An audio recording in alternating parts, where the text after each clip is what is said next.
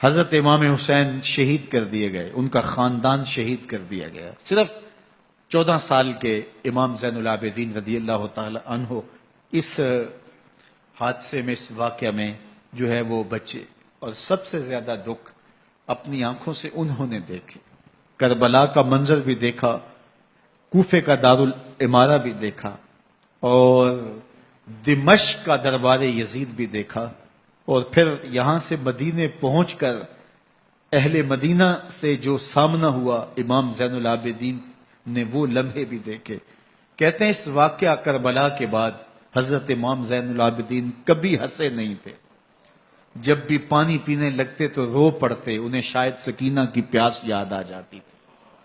امام زین العابدین کا رنگ زرد ہو جاتا جب کربلا کی یاد آتی، اور بسا اوقات شہر سے وحشت ہونے لگتی اور دور باہر نکل جاتے اور جا کر کے وہاں خیمہ گاڑ لیتے اور مہینہ مہینہ وہاں ذکر و فکر اور عبادت میں لگے رہتے.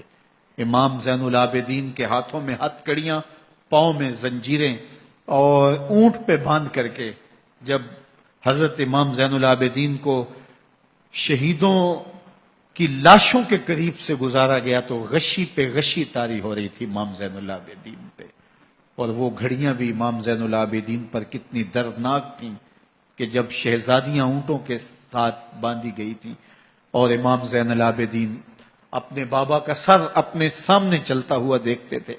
اور یہ دردناک لمحے کہ جب رات کی گھڑی آئی تو زینب سلام اللہ علیہ نے دیکھا کہ زین العابدین کے آنسو نہیں تھمتے اور ان کو غشی پہ غشی آتی ہے، تو وہ آگے بڑھ کے ان کو اپنی آغوش میں سمیٹتی ہیں اور کہا زین العابدین کیا ہوا؟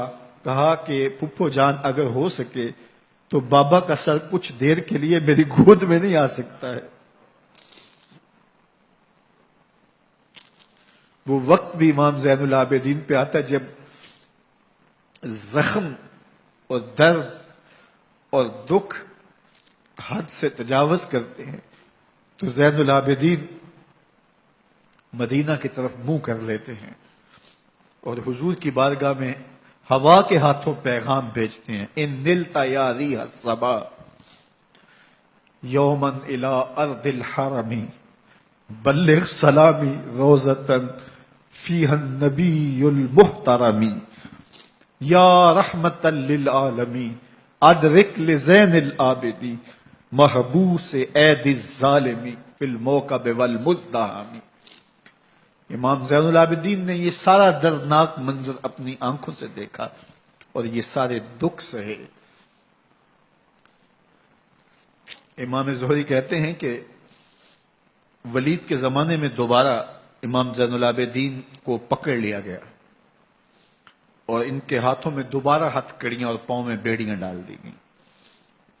میں ملنے گیا تو جو ہی امام کے ہاتھوں میں ہتھ کڑیاں دیکھی تو میرا دل ڈولنے لگا اور میری آواز گلے میں دب گئی اور آنسو تھے کہ تھمتے نہیں تھے.